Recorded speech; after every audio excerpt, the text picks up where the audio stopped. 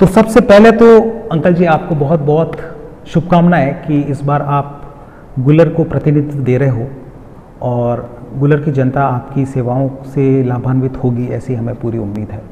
Ajanta plus channel की तरफ से मैं आपको बहुत बहुत शुभकामनाएं देता हूं और मैं ये चाहता हूं कि आप गुलर की समस्याओं के बारे में एक विस्तृत ब्यौरा मेरे सामने रखें। लोग किस तरह से परेशान हैं और किन किन समस्याओं का आप समाधान इस गुलर की जनता को देना चाहते हैं, इसके लिए मैं आज आपसे बातचीत के लिए आपके सामने आया हूँ। मैं जो ये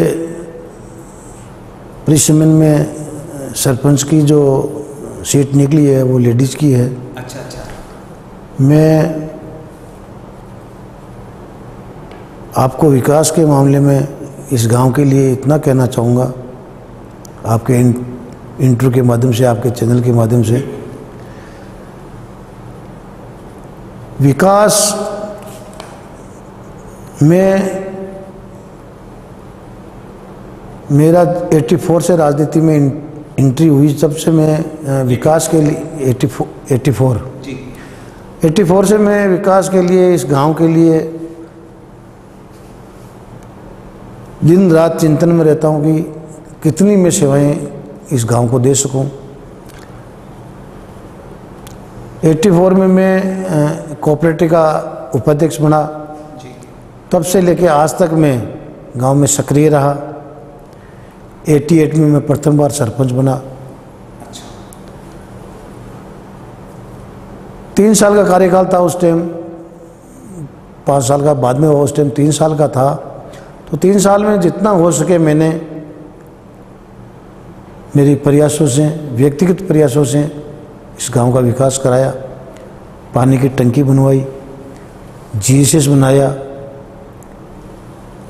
गांव में लाइट सुचारू रूप से आने लगी, घर घर में नल लगवाए। अच्छा, ये विकास के काम तो 1988 के अंदर ही आपने करवा दिए? ये करवा दिए मैंने। 88 से लेकर 91 तक मैंने ये कार्य करवा दिए। अच्छा। और मेरे में वो ऊर्जा भी थी, यंग था मैं। पंचायत समिति में, प्रबसर में मैं सबसे युवा सरपंच था। अच्छा। देखो, संवेदना भी होनी चाहिए किसी भी व्यक्ति की, अपने क्षेत्र के प्रति अगर संवेदना अच्छी है। वो तो लक्ष्य तो होता ही है, लक्ष्य बिगड़ तो कुछ नहीं है। लक्ष्य लेकर चलेगा आदमी तो उसमें सब कुछ होगा। मैंने मेरा एक लक्ष्य बनाया कि भाई मैं राजनीति में रहूं तब तक मैं जनता की सेवा किस प्रकार कर सकूं, और मैंने वो मेरा लक्ष्य प्राप्त करता गया। और फिर 95 में मैं चुनाव हार गया। अच्छा। 2005 में फिर महिला सीट आई तो मेरी श्रीमती जी सरपंच बनी। अच्छा। 2005 में आपकी श्रीमती जी सरपंच बनी। अच्छा। और उनके माध्यम से इनको प्रतिनिधित्व करते हुए मैंने फिर कार्य शुरुआत में लिया। गांव विकास के अंदर फिर गति देने लगा। 2006 में सीनियर स्कूल करवाई और काफ़ी सड़कें भी बनवाई। गुलर से कुराड़ा, गुलर से बरनेल, रिंग रोडें बनवाई। और नरेगा में काफ़ी सब नाडी तालाबों को पिचिंग करवाई, पक्की पाड़ें बनवाई, नाडी खुदवाई। पर अंकल जी देखो, अभी इन दिनों मैंने जब आपके गांव के अंदर काफ़ी घूमा फिरा तब मुझे पता चला कि 2006 के अंदर आपने 12वीं तक स्कूल तो बनवा दी, लेकिन आज भी बोर्ड की परीक्षा के लिए बच्चों को देखो बाहर परीक्षा देने के लिए जाना पड़ता है। बोर्ड की परीक्षा के लिए मैं पत्रकार महोदय आपको यह कहना चाहूँगा कि हमारी स्कूल को बने हुए करीबन 70 साल हो गए। 70 साल में स्कूल का विकास हुआ नहीं। सरकार की नॉर्म्स के हिसाब से हमारे बाउंड्री बने हुए नहीं थे। बाउंड्री भी बनी हुई थी नहीं थी, तो बाउंड्री हमने गांव से चंदा करके बाउंड्री बनवाई। हमने गांव में एक समिति बनाई, उस समिति के अंदर हमने गांव की बाउंड्री बनवाई चंदे से। फिर बरामदे बने हुए नहीं थे, बरामदे नहीं होते तो सरकार उसमें बोर्ड की परीक्षाएँ वहाँ नहीं करवाती है। इसलिए ये गाँव का दुर्भाग्य रहा कि हमारे को यहाँ से हरनावा, हमारे बाद में स्कूल खुली, वहाँ पे हमको जाना पड़ा और वहाँ परीक्षा देने के लिए बच्चे आज भी जा रहे हैं। मेरा प्रथम प्रयास यही है, इस बार मेरा लक्ष्य यही है, अगर जनता ने मत दे करके मुझे मेरी श्रीमती को अगर जिताया तो मैं सर्वप्रथम भामाशाह से चंदा लेकर के, सरकारी मदद लेकर के ऐसी भव्य बिल्डिंग बनाऊंगा कि लोग देखेंगे कि नागौर जिले में एक कॉलेज टाइप की स्कूल बनवाने की मेरी मंशा है, और फिर उसमें बोर्ड की परीक्षाएं वगैरह सब यहीं होगी, ऐसा मेरा सोचना है। भगवान से मेरी प्रार्थना है कि मुझे ज़्यादा से ज़्यादा मतों से जिताए और हम ये कार्य गांव में करवाएं। बहुत ही शानदार मंशा है आपकी। अगर मैं गूलर का एक नागरिक होता तो मैं तो यही सोचता कि यहाँ पर बोर्ड की परीक्षाएं होती रहे और बच्चियों को भी कहीं बाहर जाने के लिए परेशानी ना उठाने पड़े। जी। दूसरी प्रॉब्लम जो गूलर के लोग महसूस करते हैं वो ये है कि आज किसी भी चिकित्सा संबंधी सुविधा के लिए उन्हें कभी हंसोर तो कभी किशनगढ़, कभी बागोट तो कभी परबतसर जाना पड़ता है। बिल्कुल सही बात है। आज गूलर के अंदर केवल एक नर्स की सहायता से पूरा गूलर चल रहा है, तो ये काफ़ी तकलीफदेह स्थिति है। ये बात आपकी सत्य है।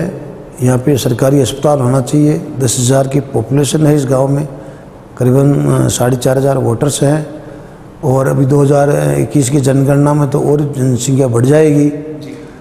तो मैं ये चाहता हूँ कि सरकार को यहाँ पे एक मेल नर्स, प्रथम मेल नर्स या डॉक्टर्स या गायनिक का एक छोटा सा पोस्ट लगानी चाहिए। और मैं प्रयास करूँगा कि अभी हमारे जो मंत्री जी हैं वो हमारे काफ़ी नज़दीक मिलने वाले हैं, तो मैं शर्मा जी से प्रयास करूँगा कि शर्मा जी को कहूँगा कि हमारे गांव में एक गायनिक लगाया जाए, और हम प्राइवेट बिल्डिंग बना करके देंगे तो हमारे प्रयास रहेंगे कि यहाँ अस्पताल भी खोलने की हमारी मंशा है, खुलवाने की मंशा है। हम गांव वालों की मदद से यहाँ पे एक भव्य अस्पताल भी खुलवाने का, वैसे एक प्राइवेट हॉस्पिटल है, प्रेम सिंह मेमोरियल हॉस्पिटल है, वो चल रहा है, ठीक चल रहा है, लेकिन हम ये चाहेंगे कि ज़्यादा से ज़्यादा सुविधा मिले, इसलिए एक सरकारी अस्पताल भी खुलवाया जाए। या फिर अभी ये व्यवस्था नहीं होगी तो हम बागोट में या हसोर में या कच्चीपुरा में गायनिक लेडीज़ डॉक्टर लगवाने के लिए हम प्रयास करेंगे। देखो, किसी भी एरिया के अंदर जब लोग रहते हैं ना, तो उनको 24 घंटे आपातकालीन सुविधा कम से कम प्राथमिक स्तर पर तो चाहिए ही चाहिए।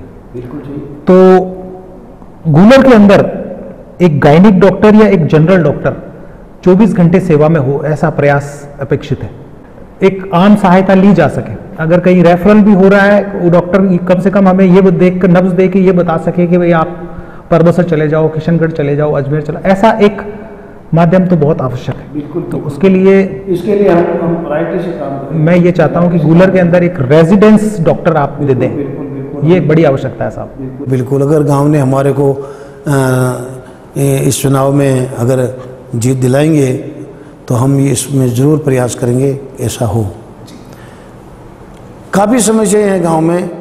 गांव में उद्योगपति बहुत है, भामाशाह भी बहुत हैं, लेकिन उनको मोटिवेट करने वाला अभी 10-15 सालों में कोई नहीं हुए सरपंच, उन्हें प्रयास नहीं किए। मैं सब जनता को विश्वास दिलाना चाहता हूं कि इस बार अगर हम मेरे को जीत दिलाई जाती है तो मैं यहाँ पे हॉस्पिटल भी खुलवाने की कोशिश करूँगा, मैं बिल्डिंग भी बनवाने की कोशिश करूँगा। और परमानेंट यहाँ रहने वाला डॉक्टर चाहिए था, डॉक्टर परमानेंट रहने वाला मिले डॉक्टर गांव को, ताकि सरकारी डॉक्टर होना चाहिए। वो अपनी फीस ले, कोई बात नहीं, पर एक माध्यम ऐसा होना चाहिए जो ऑथेंटिक हो, गांव को एक सुविधा मिल जाए। चलिए, अब एक प्रॉब्लम और जो गांव के लोग महसूस करते हैं कि किसान भाइयों के लिए विशेष तौर से मैं ये सोचना चाहता हूँ कि कोऑपरेटिव बैंक का कामकाज अभी इन दिनों काफ़ी किसानों के लिए कोऑपरेटिव बैंक वास्तव में ढीला चल रहा है। कोऑपरेटिव बैंक से अभी लोन भी नहीं मिले, जगह जगह मिले लेकिन यहाँ नहीं मिले हैं। तो मैं सरकार से ये चाहूँगा कि यहाँ पे एक कोऑपरेटिव का मिनी बैंक खोला जाए ताकि किसानों को लोन टाइम पे मिल जाए। वैसे ग्रामीण बैंक बनाओ यहाँ है, मृदुर बैंक है, उसमें लोन मिल रहे हैं, काफ़ी लोग खुश हैं, लेकिन ये कोऑपरेटिव की जो व्यवस्था है वो ढीली लचीली है, उसको हम सुचारू रूप से चलाने के लिए सरकार को पत्र लिखेंगे। अमर सिंह जी, मेरा सवाल आपसे ये है कि गूलर की जनता ज़्यादा से ज़्यादा आपसे लिंक कर सके, आपसे डायरेक्ट कांटेक्ट में रहे, उसके लिए आप किस तरह के प्रयास करना चाहते हो? क्योंकि प्रतिनिधि को चुनने के बाद में जनरली लोगों की शिकायत रहती है कि उनसे कभी मुलाकात होती ही नहीं है। तो आप गांव में हो या ना हो तो भी पब्लिक आपसे कैसे कांटेक्ट में रहे, कैसे आपके सामने शिकायतें पेश कर सके, उसके लिए आपने क्या प्रयास किए हैं सर? इसके बारे में मैं अगर गुलर की जनता मेरी श्रीमती जी को सरपंच बनाती है तो मैं प्रतिनिधि होने के नाते ये कहना चाहूँगा कि गांव में बहुत सारी समस्या, छोटी मोटी समस्याओं के लिए गांव के किसान लोग, मजदूर लोग बहुत परेशान होते हैं। जैसे कि किसी का फादर, ग्रैंडफादर एक्सपायर हो गया है और उसका म्यूटेशन अभी तक नहीं भरा गया है, ज़मीनें किसके नाम बोल रही है, लोन मिलता नहीं है, वो परेशान होते हैं बेचारे। पटवारी कहाँ बैठता है, हेडक्वार्टर रहता नहीं है, तो सारी इतनी समस्याएं रहती है। एक नकल के लिए जो खाते की जो पटवारी से नकल लेनी पड़ती है, जो ऑनलाइन मिलती है वो तो अलग है, लेकिन पटवारी से भी कुछ फॉर्मेलिटियाँ करवानी पड़ती है। उसके लिए हमारा किसान, हमारा मजदूर इतना परेशान होता है कि पूछो मत। तो मैं इन सारी समस्याओं के लिए एक ऐसा ऐप बनाऊंगा, तो उस ऐप के जरिए वो मुझे सूचित करते रहेंगे। मैं मेरे ग्राम सेवक को प्लस विकास अधिकारी जी को वो ऑटोमेटिकली सूचना अपने आप उस माध्यम से चली जाती रहेगी, ताकि हमारा किसान और मजदूर परेशान नहीं हो। इसके लिए उस एप्लीकेशन के माध्यम से आपकी भी मॉनिटरिंग रहेगी? बिल्कुल, बीच में मॉनिटरिंग, बिल्कुल मध्यस्थता रहेगी। मैं बिल्कुल सक्रिय रहूँगा और 24 आवर्स मेरा मोबाइल चालू रहेगा। चाहे कभी भी कोई भी मेरा ग्रामवासी मुझे सूचना देगा तो मैं उस पर अमल करूँगा। और ये किसी को परेशानी, मैं आगे भी सरपंच रह चुका हूँ, आगे भी गांव की मैं सेवा कर चुका हूँ। जब जब भी कोई समस्या आई है तो मैं अथक प्रयासों से, मैंने तो यहाँ तक कि मैंने कभी किसी के ग्रामवासी के कोई जरूरत पड़ी तो मैंने खून तक दिया इस गांव में। ओह, वेरी गुड। मैंने खून तक दिया है। और लॉकडाउन में भी मैं सारे, आपको जिले को मालूम है, पूरे राजस्थान को मालूम है, सब चैनलों के माध्यम से आप देख रहे थे कि मैं मेरे हाथ से सब्जी पूड़ी बना करके घर घर जाके मैंने गरीब मजदूरों को और एसआईओं को मैंने वितरण किया है। उससे और एक और है, मैं यहाँ पे कम से कम 3-4 बार तेजा गायन करवा चुका हूँ आवारा पशुओं के लिए। आवारा पशुओं के लिए तेजा गायन करवाता हूँ हर साल, और उसमें 5-7 लाख रुपए आते हैं। उससे आवारा पशुओं को गौशाला के अलावा व्यवस्था करके और उनको मैं चरवाता हूँ। ये पूरा गाँव मेरे साथ रहता है, पूरे हम गांव के प्रांगण में भजन तेजा गुवाते हैं। उसमें जो भी पैसा आता है उन सुन्नी आवारा पशुओं के लिए हम दान पुण्य से उन गायों को आदमी मजदूर रख के चराते हैं, जिनमें बड़े बड़े बछड़े अलग रखते हैं और गायों को अलग रखते हैं, ताकि वो भिड़े नहीं, झगड़े नहीं। तो हम सारी व्यवस्था में मेरे लेवल पे सबको साथ लेकर के, और मैं हर साल ये करता हूँ। इससे गायों के आशीर्वाद से और दान पुण्य के आशीर्वाद से और गाँव के बुजुर्गों के आशीर्वाद से मैं हमेशा मेरे अच्छा मुझे ज्ञान मिलता है। मैं हर साल 2 महीने चातुर्मास करता हूँ, रामायण पढ़ता हूँ, रामायण में विश्वास करता हूँ, और मैं मेरे दिल में हमेशा गरीबों के प्रति मेरी आस्था रहती है, दया के भाव रहते हैं। ऐसा मैं भगवान से विश्वास करता हूँ कि मैं हमेशा गांव की सेवा में तत्पर हूँ। अभी लॉकडाउन के समय मैंने व्यक्तिगत तौर पर भी इस चीज़ को महसूस किया है। मैंने अभी फेसबुक पर जब लाइव किया था तब मैंने इस बात को भी मेंशन किया है कि आपका जो संवेदना है लोगों के प्रति, जब लोग बेरोजगारी का सामना कर रहे थे तब आपने लोगों के 36 दिनों तक आपने लगातार खाने की व्यवस्था करवाई थी गांव। खाने के साथ साथ में मैंने अच्छे व्यंजन भी बनवाए साहब। मैंने पूरे गांव में एक टाइम खीर पूड़ी बनवाई, एक टाइम लापसी बनवाई, एक टाइम भिंड के चावल बनवाए, एक टाइम हलवा बनवाया।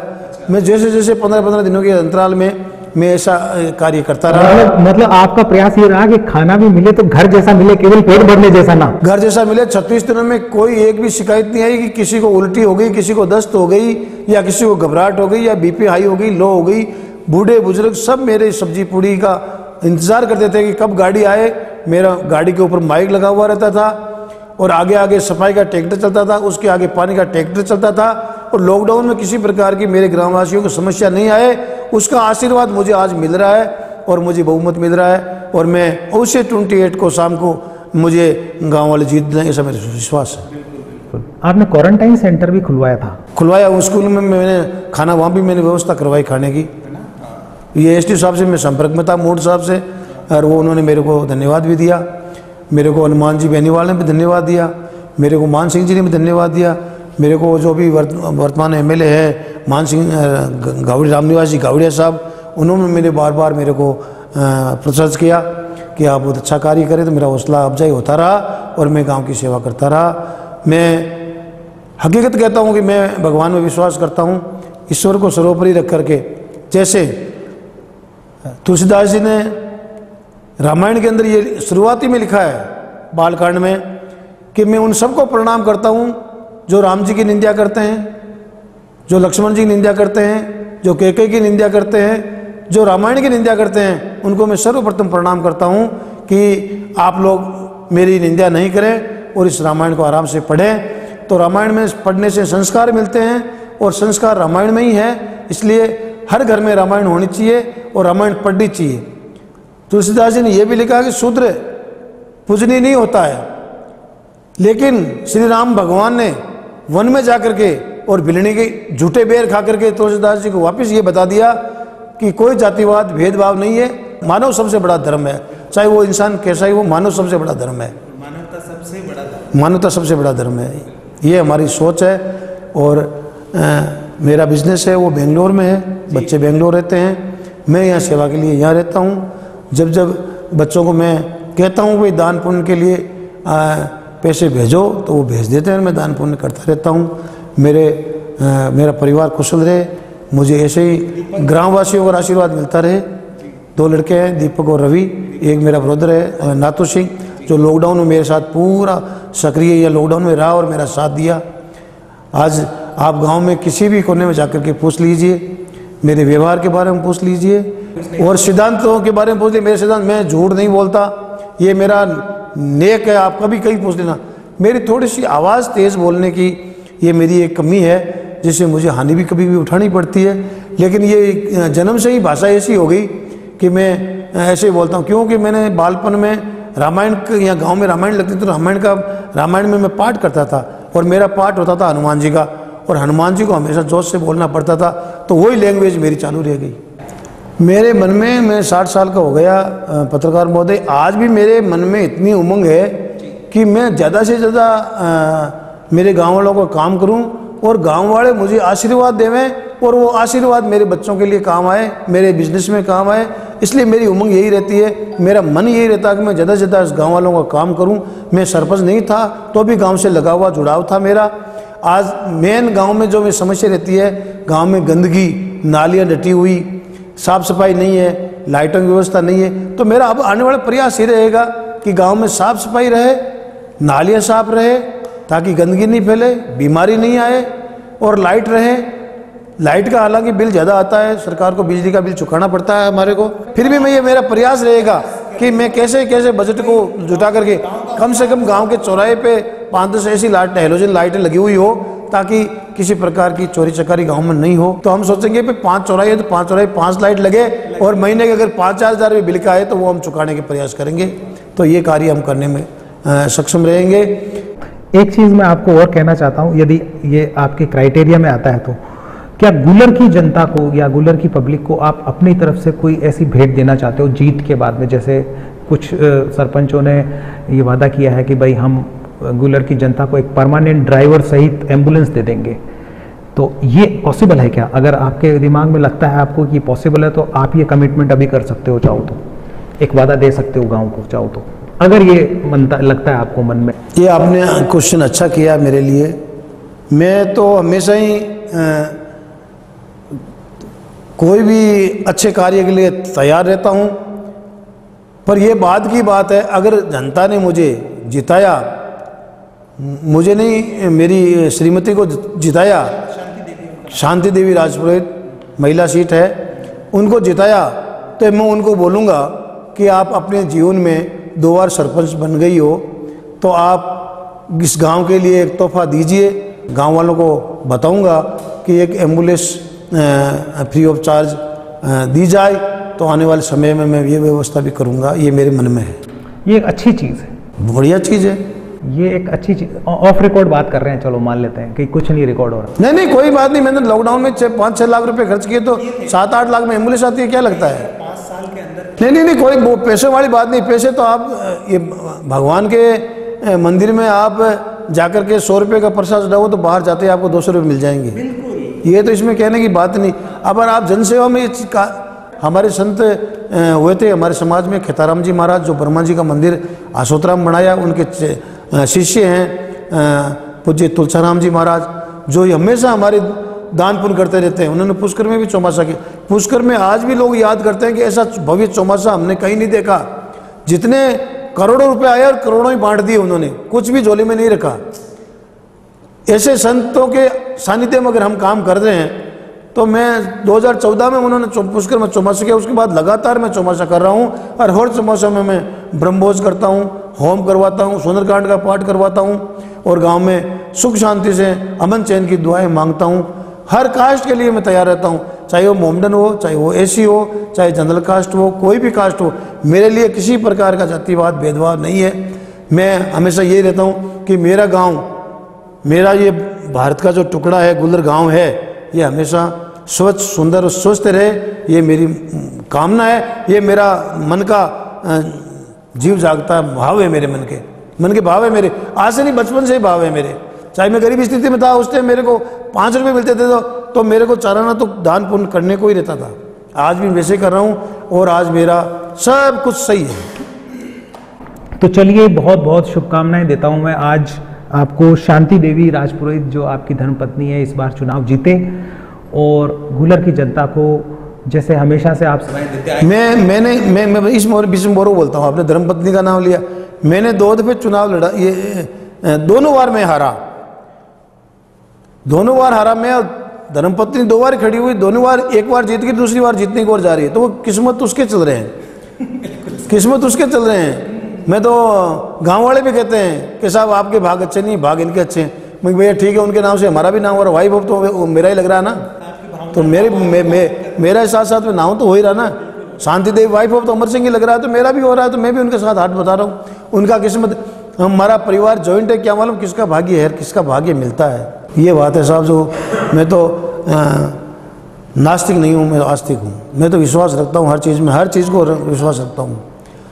रामायण के अंदर शंकर भगवान पार्वती को कहते हैं, सती को कहते हैं कि सती तू, मेरे को वही अच्छा लगता है जो भगवान को भजे।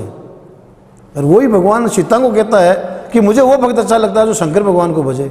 दोनों में बड़ा कौन है ये मालूम नहीं। ऐसी मेरी भावना रहती है कि जनता सबसे बड़ी है और जनता मेरे को कहते हैं आप बड़े, मैं बड़ा नहीं, जनता मेरे बड़ी है, जनता बड़ी है। मेरे गांव में कम से कम 50 घर मुसलमानों के हैं। हमारे गांव में आज तक किसी प्रकार का झगड़ा नहीं हुआ आपस में, हिंदू और मुसलमानों के। बहुत अच्छे मुसलमान हैं हमारे, किसी प्रकार की कोई वाद विवाद नहीं है, परिवार की तरह रहते हैं हम आपस में, कोई तकलीफ नहीं है हमारे को।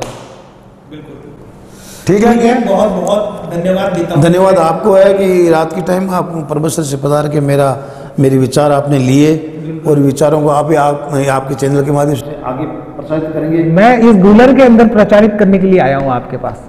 मैं ये चाहता हूँ कि गुलर की जनता ये समझे अमर सिंह जी के मन में क्या चलता है, यहाँ के लोगों के प्रति आपकी क्या संवेदना है, और आपकी धर्मपत्नी जो शांति देवी राजपुरोहित है वो इस बार शानदार जीत हासिल करे और इस गांव को वापस लाभान्वित करे, एक बार नया शानदार और खूबसूरत प्रतिनिधित्व दे। इस बात की शुभकामनाओं के साथ बहुत बहुत धन्यवाद और शुभकामनाएं। आप पधारे यहाँ परमेश्वर से बहुत बहुत आपका आभार, साधुवाद आपको, धन्यवाद। जय हिंद, जय भारत।